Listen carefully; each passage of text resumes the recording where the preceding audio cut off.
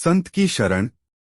एक गांव में एक ठाकुर थे। उनके यहाँ एक नौकर काम करता था जिसके कुटुंब में बीमारी की वजह से कोई आदमी नहीं बचा, केवल नौकर का लड़का रह गया। वह ठाकुर के घर काम करने लग गया। रोजाना सुबह वह बछड़े चराने जाता था और लौटकर आता तो रोटी खा लेता था। ऐसे समय बीतता गया। एक दिन दोपहर के समय वह बछड़े चराकर आया तो ठकुरानी की नौकरानी ने उसे ठंडी रोटी खाने के लिए दे दी। उसने कहा कि थोड़ी सी छाछ या रबड़ी मिल जाए तो ठीक है। नौकरानी ने कहा कि जा जा, तेरे लिए बनाई है रबड़ी, जा ऐसे ही खा ले, नहीं तो तेरी मर्जी। उस लड़के के मन में गुस्सा आया कि मैं धूप में बछड़े चराकर आया हूँ, भूखा हूँ, पर मेरे को बाजरे की सूखी रोटी दे दी। रबड़ी मांगी तो तिरस्कार कर दिया। वह भूखा ही वहां से चला गया। गांव के पास में एक शहर था। उस शहर में संतों की एक मंडली आई हुई थी। वह लड़का वहां चला गया। संतों ने उसको भोजन कराया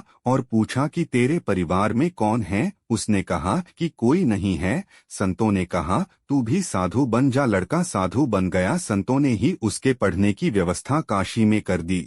वह पढ़ने के लिए काशी चला गया। वहां पढ़कर वह विद्वान हो गया। फिर कुछ समय बाद उसे महामंडलेश्वर महंत बन दिया गया। महामंडलेश्वर बनने के बाद एक दिन उसको उसी शहर में आने का आमंत्रण मिला। वह अपनी मंडली लेकर वहां आए। जिनके यहाँ वह बचपन में काम करते थे वे ठाकुर बूढ़े हो गए थे।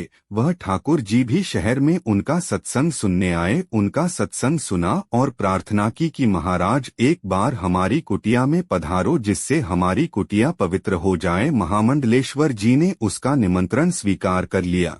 महामंडलेश्वर जी अपनी मंडली के साथ ठाकुर के घर पधारे। भोजन के लिए पंक्ति बैठी। भोजन मंत्र का पाठ हुआ। फिर सबने भोजन करना आरंभ किया। महाराज के सामने तख्त लगाया गया और उस पर तरह तरह के भोजन के पदार्थ रखे हुए थे। अब ठाकुर जी महाराज के पास आए। साथ में नौकर था जिसके हाथ में हलवे का पात्र था। ठाकुर साहब प्रार्थना करने लगा कि महाराज कृपा करके थोड़ा सा हलवा मेरे हाथ से ले लो। महाराज को हंसी आ गई। ठाकुर ने पूछा कि आप हंसे कैसे। महाराज बोले कि मेरे को पुरानी बातें याद आ गई इसलिए हंसा। ठाकुर साहब बोले महाराज यदि हमारे सुनने लायक बात हो तो हमें भी बताइए। महाराज ने सब संतों से कहा कि भाई थोड़ा ठहर जाओ, बैठे रहो, ठाकुर बात पूछता है तो बताता हूँ। महाराज ने ठाकुर से पूछा कि आपके कुटुंब में एक नौकर का परिवार रहा करता था, उस परिवार में अब कोई है क्या। ठाकुर बोले कि केवल एक लड़का था और हमारे यहाँ उसने कई दिन बछड़े चराए, फिर ना जाने कहाँ चला गया।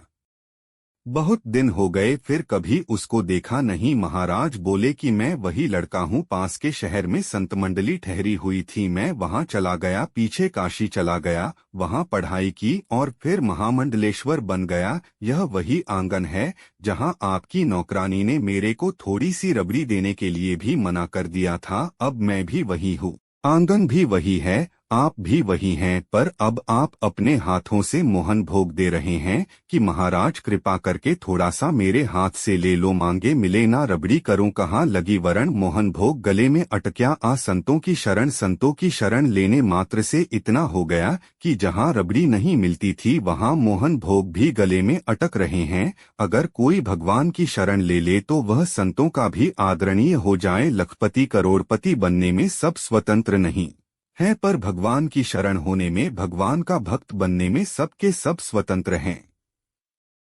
और ऐसा मौका इस मनुष्य जन्म में ही है। हरिओम।